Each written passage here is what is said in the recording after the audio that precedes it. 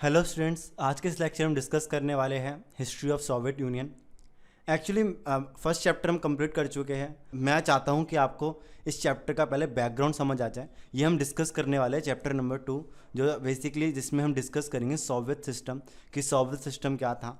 तो Soviet system से जानने से पहले कि सोवियत सिस्टम क्या था, कैसे कैसे बना, उसको समझने के लिए उसका बैकग्राउंड जानना बहुत ज़रूरी है कि किस तरीके से सोवियत यूनियन बना, कौन उसका लीडर रहा, किस तरीके से रशियन रेवोल्यूशन का इन्वॉल्वमेंट था। क्योंकि अगर आपको बैकग्राउंड ही नहीं पता होगा, अगर आपको पीछे का ही नहीं पता होगा, तो आपको आगे की कहानी जानने में बहुत सी प्रॉब्लम आएगी।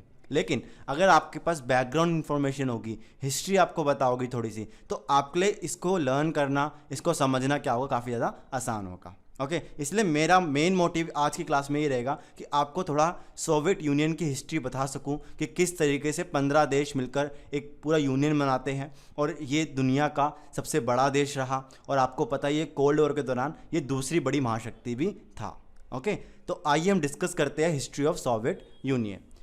अगर मैं हिस्ट्री ऑफ सोवियत यूनियन की बात करूं तो आप ये मैप देख लो, तो आप इसमें जो कलर्ड पार्ट देख रहे हो ये वाला, ठीक है, ये जो पार्ट है ये बेसिकली सोवियत यूनियन था। इसको हम क्या बोलते हैं, यूएसएसआर। बेसिक इंफॉर्मेशन, कितनी कंट्री थी यूएसएसआर के अंदर? 15, ठीक है, 15 कंट्री थी। ओके, और मैंने आपको बताया था ईस्ट यूरोप, ईस्ट यूरोप जो था वो किसके अंडर था? वो अंडर था सोवियत यूनियन के। आप देखो ये जो कंट्री है, पोलैंड हो गया, ठीक है, यहाँ पे बेसिकली हंगरी हो गया, तो बहुत सी यहाँ पे जो कंट्री थी वो सब किसके अंडर थी? सोवियत यूनियन के अंडर में। तो ईस्ट पोर्ट जो था वो किसके, ईस्ट यूरोप किसके अंडर में था? सोवियत यूनियन के अंडर में ही था। अंडरस्टैंड? तो ये बात ध्यान रखना इंपॉर्टेंट है।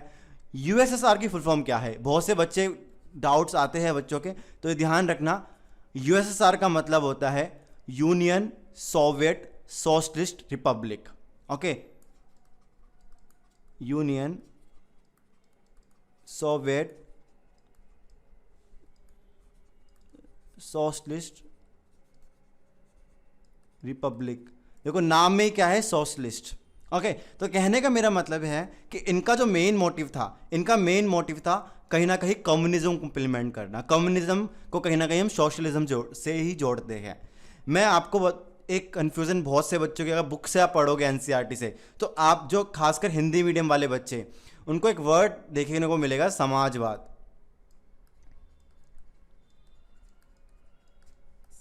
समाजवाद को इंग्लिश में क्या बोलते हैं? सोशलिज्म। ठीक है, ये पहला वर्ड ध्यान रखना। सेकंड वर्ड जो आपको मिलेगा बुक के अंदर वो मिलेगा साम्यवाद। इसको इंग्लिश में क्या बोलते हैं? इसको इंग्लिश में बताया था मैंने, कम्युनिज्म बोलते हैं। तो आपके लेवल के लिए, 12th क्लास के लेवल के लिए समाजवाद और साम्यवाद एक ही है, इसको अलग अलग मत समझ लेना।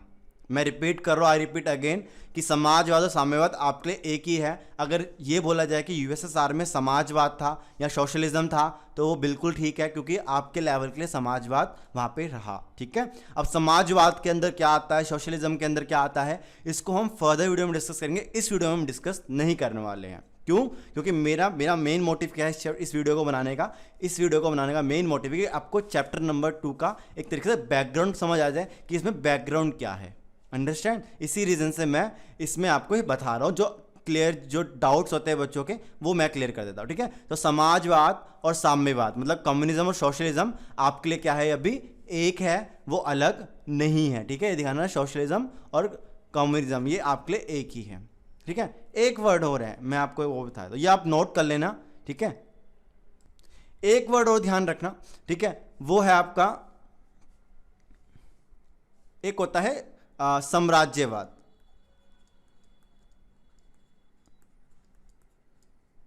ठीक है, साम्राज्यवाद और साम्यवाद, या इसको हिंदी में साम्राज्यवाद को हिंदी में बोलते हैं, इंग्लिश में बोलते हैं इंपीरियलिज्म बोलो। ठीक है, या फिर कॉलोनाइजेशन बोलो। ठीक है, कहीं ना कहीं इसका मतलब कॉलोनाइजेशन को वैसे उपनिवेशवाद बोलते हैं। साम्राज्यवाद को हम बेसिकली मेन क्या बोला जाता है, इसको बोला जाता है इंपीरियलिज्म। इंपीरियलिज्म का मतलब होता है कि अपने अंपायर को एक्सपेंड करना। ठीक है, जबकि साम्यवाद इससे क्या है? अलग है। साम्यवाद एक आइडियोलॉजी है, एक फिलोसफी है। अंडरस्टैंड। तो ये दोनों चीज़ें अलग है, इनको एक मत मान लेना। कई बार ये एक साथ लिखी जाती है, मतलब एक लाइन में लिखा तो बच्चे इससे कंफ्यूज हो जाते हैं। तो ध्यान रखना ये दोनों एक नहीं है, अलग अलग है। साम्राज्यवाद, इसको इंपीरियलिज्म बोलते हैं। बेसिकली ब्रिटेन ने करा था ये, ब्रिटेन की फिलॉसफी क्या थी? इंपीरियलिज्म। मतलब दूसरी कंट्रियों को अपने गुलाम बना लो और उनके जो रिसोर्सेज हैं उनका इस्तेमाल करो, उसको बोलते हैं हम साम्राज्यवाद। उसको समाजवाद नहीं कहते हैं। जबकि समाजवाद में तो क्या होता है कि वहाँ पे जो फैसिलिटी होती है वो गवर्नमेंट लोगों को प्रोवाइड करती है। फॉर एग्जांपल एजुकेशन, ठीक है, हेल्थ, ये लोग सरकार जो है लोगों को प्रोवाइड करती है काफ़ी चीपेस्ट कॉस्ट में। इवन कई बार तो फ्री भी गवर्नमेंट इसको प्रोवाइड करती है। अंडरस्टैंड। तो ये भी अब बात ध्यान रखना कि ये दोनों वर्ड क्या है, अलग अलग है, इनको एक मत मानना। साम्राज्यवाद को बोलते हैं इंपीरियलिज्म और साम्यवाद को बोलते हैं कम्युनिज्म। ओके, तो ये भी बात आप ध्यान रखना, ये भी आपके लिए इंपॉर्टेंट है। चलिए हम अपनी हिस्ट्री की तरफ चलते हैं थोड़ा सा कि किस तरीके से सोवियत यूनियन का जन्म होता है। इसके लिए आपको थोड़ा समझना पड़ेगा वर्ल्ड वॉर 2 के बारे में। देखिए, तो रशियन सिविल वॉर, अगर मैं रशियन सिविल वॉर की बात करूं तो अगर आपने कभी 9th क्लास में आपने देखा होगा, आपको एक चैप्टर था रशियन रेवोल्यूशन। आपको एक रशियन रेवोल्यूशन करके चैप्टर पढ़ाया जाता था। उसमें डेट क्या थी? 1917 थी। आपको याद होगा 1970 में क्या चल रहा है? 1970 में चल रहा है वर्ल्ड वॉर 1। वर्ल्ड वॉर 1 की डेट क्या है? 1914 से लेकर 1918 तक। ये सबको पता ही है, मैंने बताई थी आपको। तो 1914 से लेकर 1918 तक वर्ल्ड वॉर 1 चल रहा था, ठीक है। तो वर्ल्ड वॉर 1 के दौरान ही कहीं ना कहीं रशिया में क्रांति आती है। तो रशिया में क्रांति आने का मेन रीजन क्या था कि जो यहाँ के राजा थे, रशिया के जो राजा थे, उसका नाम क्या था? जार। TZAR। इसमें जो टी है वो साइलेंट है, इसे जार पढ़ते हैं, जार प्रोनाउंस करते। ये पोस्ट का नाम है वैसे। जार निकोलस सेकंड उसका बेसिकली नाम था।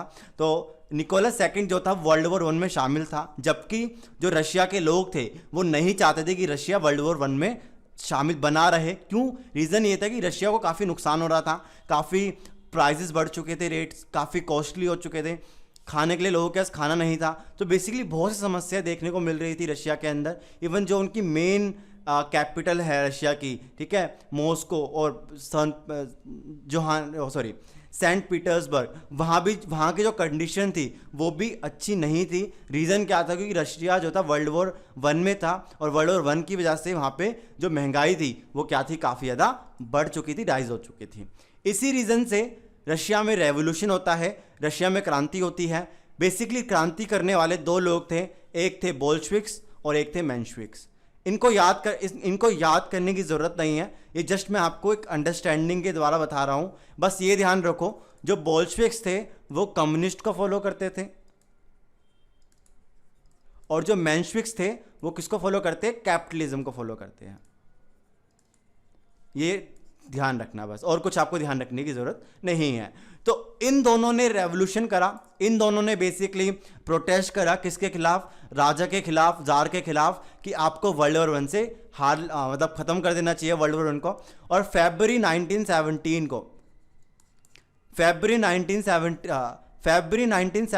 को रशिया में रेवोल्यूशन होता है। और इस रेवोल्यूशन के तहत जो जार था उसको हार माननी पड़ी और फाइनली जो पावर थी वो किसके हाथों में आ गई? वो पावर आ गई मेंशेविक्स के हाथों में।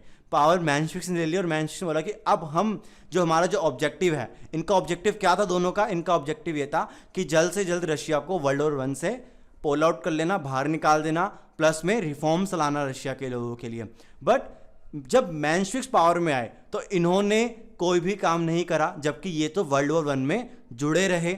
इससे सबसे ज़्यादा गुस्सा किसको आया? बोल्शेविक्स के लीडर को। क्यों?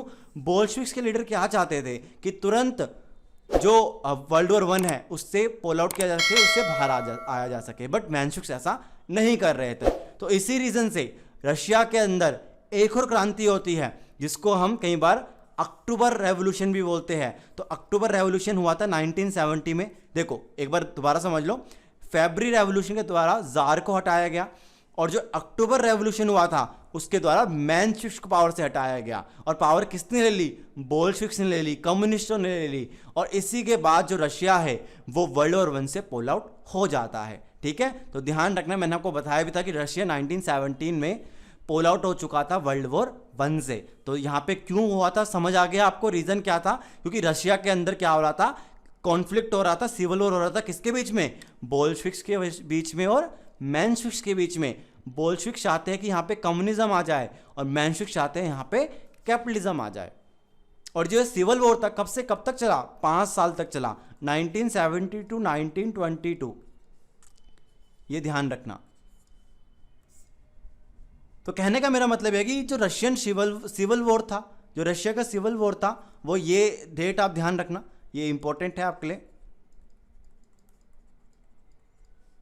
और जो बच्चे यूपीएससी की प्रिपरेशन कर रहे हैं खास तौर से, वो इस चीज़ को जरूर याद रखें, क्योंकि जब आप 12th के बाद यूपीएससी की तैयारी करोगे तो देन वहाँ भी आपको यही सब चीज़ें पढ़नी पड़ेगी। वर्ल्ड हिस्ट्री के अंदर सब चीज़ें आएगी ही आएगी। तो अच्छा यही रहेगा कि आप अभी से अपनी प्रिपरेशन अच्छी करके चलो। ठीक है, जो मैं बताते रहता हूँ उनको नोट करा करो। ठीक है, और हर चैप्टर वाइज को लिखा करो ताकि आपके अच्छे से नोट्स बन सके। ठीक है, और आप ये किसी को पढ़ा भी सको। देखो, याद करने का सबसे अच्छा तरीका ये है। बहुत से बच्चे मुझे सवाल पूछते, सर आपको इतना सारा याद कैसे हो जाता है, आप ये सब याद कैसे कर लेते हो? तो मैं उनको जस्ट एक ही बात बोलता हूँ कि आप पहले चीज़ों को याद करो और देन सबसे अच्छा तरीका कि उस चीज़ को किसी को पढ़ा दो। अगर आप उस चीज़ को किसी को पढ़ाते हो तो आपको डबल बार आप उसको रिवीजन कर रहे हो एक तरीके से, तो आपको याद वो लंबे समय तक रहता है। ठीक है, तो याद करने का एक ही तरीका है कि किसी चीज़ को बार बार पढ़ते रहना। ओके, तो यही इसी तरीके से आपको वो चीज़ याद हो जाती है। तो ध्यान रखना, बोल्शेविक्स और मेंशेविक्स, बोल्शेविक्स चाहते थे कम्युनिज्म आ जाए और मेंशेविक्स चाहते थे कि कैपिटलिज्म आ जाए। ओके, तो ये इस तरीके से यहाँ पे 5 सालों तक सिविल वॉर होता है। ठीक है, 5 सालों तक यहाँ पे कम्युनिस्ट वर्सेस कैपिटलिस्ट थे। सिर्फ मेंशेविक्स को सपोर्ट कौन कर रहा था ये भी ध्यान रखना। मेंशेविक्स को सपोर्ट कर रहे थे यूएसए, ब्रिटेन और फ्रांस। देखो मैं बात यहाँ पे ना, देखो मैं 1917 की बात कर रहा हूँ, तो 1917 में जो सिविल वॉर हो रहा है तो यहाँ पे मेंशेविक्स को सपोर्ट कौन कर रहे हैं?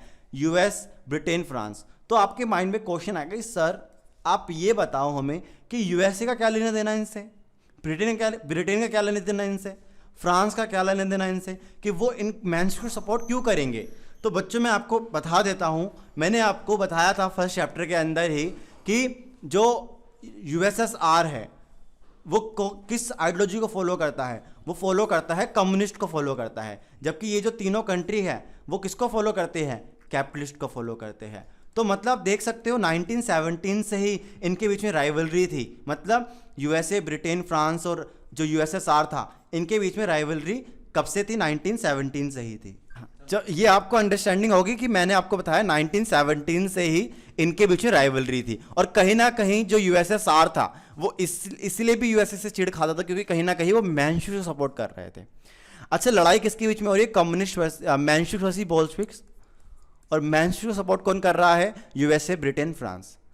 अब आप बहुत से बच्चे बोलते हैं सर जीतना तो मेंशेविक्स को चाहिए क्योंकि यहाँ पे पावरफुल कंट्री है यूएसए, ब्रिटेन, फ्रांस। तो देखो आपका अनुमान बिल्कुल सही है, लेकिन ऐसा नहीं हुआ। क्यों ऐसा नहीं हुआ? क्योंकि देखो यहाँ पे जो बोल्शेविक्स थे इनकी क्या आइडियोलॉजी है? कम्युनिस्ट आइडियोलॉजी है। और इन्होंने अपनी आइडियोलॉजी से लोगों को इंप्रेस करना शुरू कर दिया। जब मैं आपको नेक्स्ट वीडियो में बताऊंगा कि कम्युनिज्म की क्या फिलॉसफी है, क्या आइडियाज है, तो आप खुद ही इंप्रेस हो जाओगे। क्यों? क्योंकि उनके अंदर आइडियाज ही ऐसे थे और स्टार्टिंग में ये आइडियाज काफी इंप्रेस कर गए। तो लोगों ने किसको सपोर्ट करना शुरू करा? लोगों ने सपोर्ट करना शुरू करा बोल्शेविक्स को, ना कि मेंशेविक्स को। तो लोगों का सपोर्ट किस तरफ था? लोगों का सपोर्ट था इस तरफ, बोल्शेविक्स की तरफ लोगों ने सपोर्ट करा। क्यों? क्योंकि इनकी पॉलिसीज ऐसी थी। ओके, क्योंकि इन्होंने क्या बोला कि हम आपको फ्री एजुकेशन देंगे, फ्री हेल्थ देंगे, तो फ्री फैसिलिटीज देंगे। क्योंकि कम्युनिज्म में यही होता है कि इक्वलिटी होती है, वहां पे कोई डिस्क्रिमिनेशन नहीं होता इकोनॉमिक मतलब एक आर्थिक रूप में। तो इसी रीजन से जो बोल्शेविक्स थे उनके तरफ ज्यादा लोगों ने सपोर्ट करा, और जिस तरफ लोग हैं उस तरफ पावर है। फॉर एग्जाम्पल आज आप देख लो भारत के अंदर बीजेपी को लोग सपोर्ट कर रहे हैं तो बीजेपी पावर में है। कल को कांग्रेस को सपोर्ट कर लें तो कांग्रेस की पावर हाथ में पावर आ जाएगी। तो जिस तरफ लोग आएंगे उस तरफ पावर हो जाएगी। सेम यही काम हुआ था, सेम ये चाइनीज हिस्ट्री में हुआ था, चाइना के अंदर भी यही हुआ था। ठीक है। चाइनीज हिस्ट्री में अब आपको पढ़ाऊंगा चैप्टर नंबर 4 में कि किस तरीके से वहां पे कम्युनिज्म को सपोर्ट करना शुरू कर दिया।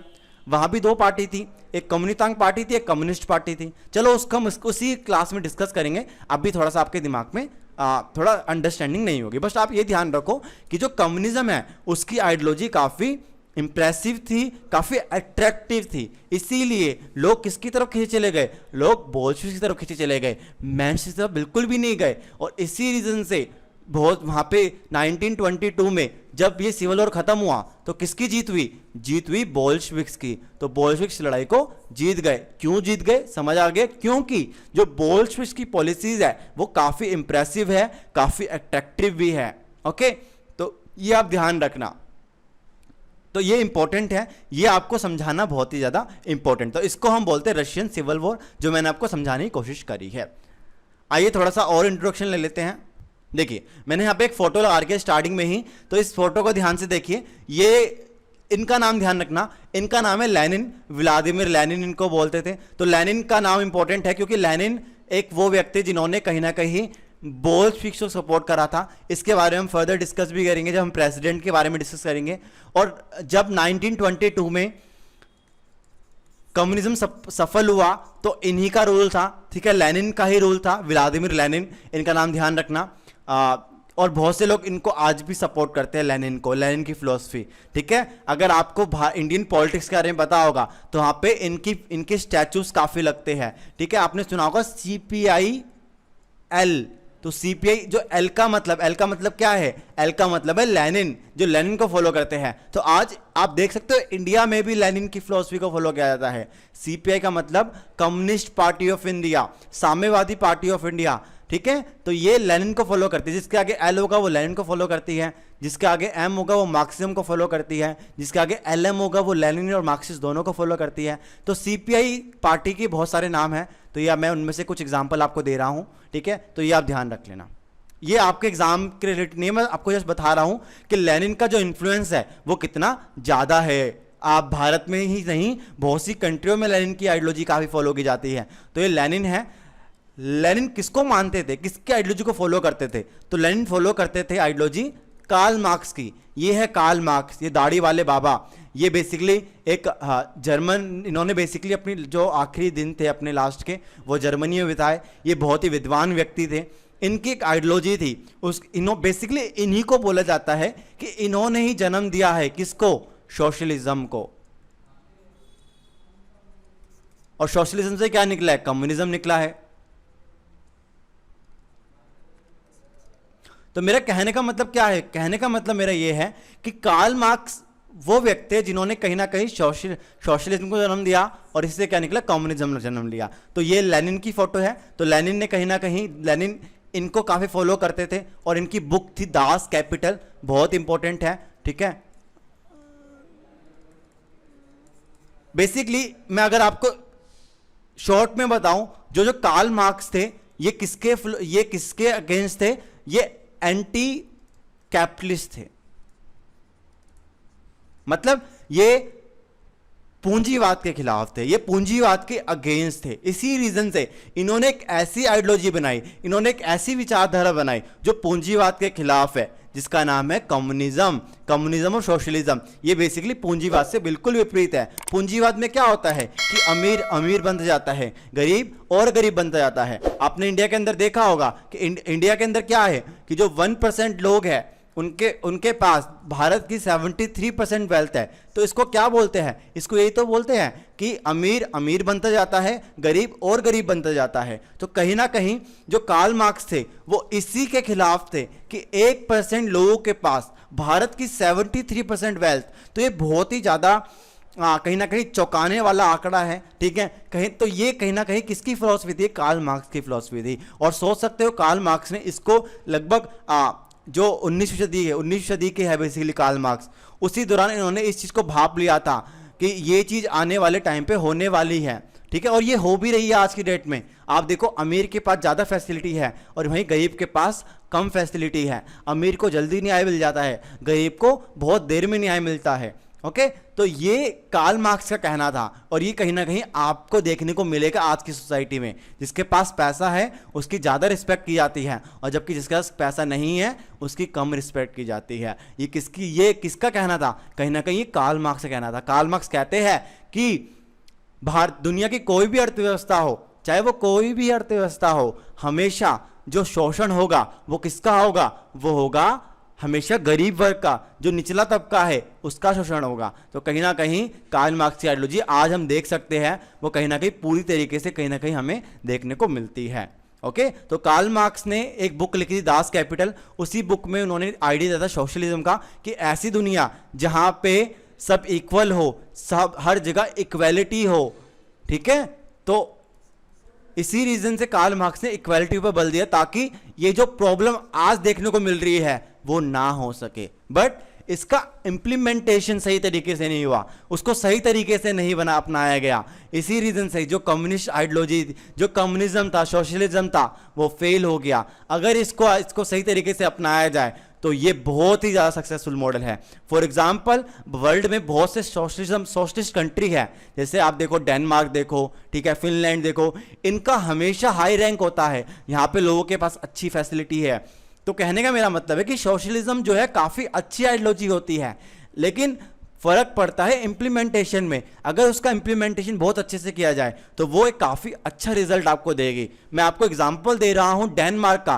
कभी आप डेनमार्क के बारे में पढ़ना तो आपको पता लगेगा कि किस तरीके से डेनमार्क के लोग कितने हैप्पी है अपनी कंट्री से। वहाँ का इंडेक्स काफ़ी अच्छा है, करप्शन बहुत कम है, ठीक है, पॉवर्टी बहुत कम है। ठीक है, कहने का मेरा मतलब है कि वहाँ की जो फैसिलिटी है वो काफ़ी ब्रिलियंट है, और वो किसको फॉलो करते हैं? वो सोशलिज्म को फॉलो करते हैं। तो कहीं ना कहीं कार्ल मार्क्स की आइडियोलॉजी का आज फॉलो भी किया जा रहा है, तो ये काफ़ी बड़ी बात है। ओके, बट लेनिन ने किसको फॉलो करा? लेनिन ने फॉलो करा कहीं ना कहीं सोशलिज्म के एक रूप कम्युनिज्म को। इनके अकॉर्डिंग सारे रिसोर्सेज हमारे हाथों में होने चाहिए, हमारे मतलब सरकार के हाथों में होने चाहिए, और सरकार उनको लोगों के लिए एक्सपेंड करेगी। अंडरस्टैंड? तो ये जो मैंने आपको बातें बताई ना, ये बहुत ही इंपॉर्टेंट है। ये आपको बहुत डीप अंडरस्टैंडिंग पर जब इनको आप अच्छे से डिस्कस करोगे, जो मैं आपको बोल रहा हूँ कार्ल मार्क्स, इनको जब अच्छे से स्टडी करोगे ना, तब जाके आपको पता लगेगा। अंडरस्टैंड? तो मैं आपको जस्ट ये समझाना चाह रहा था कि कार्ल मार्क्स का कितना बड़ा रोल था कम्युनिज्म को इंप्लीमेंट करने में। अब अगर ये फोटो किसकी है? ये फोटो है स्टालिन की। स्टालिन कौन थे सर? स्टालिन जो थे वो सोवियत यूनियन के दूसरे राष्ट्रपति थे। पहले राष्ट्रपति कौन रहे? पहले राष्ट्रपति रहे व्लादिमीर लेनिन। व्लादिमीर लेनिन के बाद किसने पावर हथियाई? पावर हथियाई स्टालिन ने। जब लेनिन की डेथ हो जाती है 1926 के बाद, 26 में लेनिन की डेथ हो जाती है, उनकी डेथ के बाद स्टालिन पावर में आते हैं, और स्टालिन को कहा जाता है कि ये हिटलर से भी बड़ा क्रूर था। क्रूर मतलब बहुत ज़्यादा क्रूरर था। मतलब आप हिटलर को तो बहुत कोसते हो कि उसने बहुत से लोगों को मारा, काफ़ी मतलब निर्दयी था, लेकिन उससे ज़्यादा बड़ा निर्दयी कौन था? स्टालिन था। इसने हज़ारों लोगों को मारा, करोड़ों लोगों को मारा, लेकिन इसके बारे में लोग बहुत कम चर्चा करते हैं। लोगों को इसके बारे में बहुत कम पता होता है। तो ये यूएसएसआर का सेकंड राष्ट्रपति था, और इसका नाम भी ध्यान रखना है, इसका नाम स्टालिन है। तो पहला आपको एक नाम ध्यान रखना है लेनिन का, और दूसरा स्टालिन का। ओके, तो स्टालिन का रोल भी है। स्टालिन वही था जिसने वर्ल्ड वॉर 2 में पार्टिसिपेट करा था, और इसने हिटलर के साथ पैक्ट करा था कि आप हम पे अटैक मत करना और हम आप पे अटैक नहीं करेंगे। लेकिन जब हिटलर ने यूएसएसआर पे अटैक कर दिया, तब स्टालिन को गुस्सा आया। देन स्टालिन ने अगेन रिपीट में स्टालिन को ज्वाइन करना पड़ा। कौन सा ग्रुप?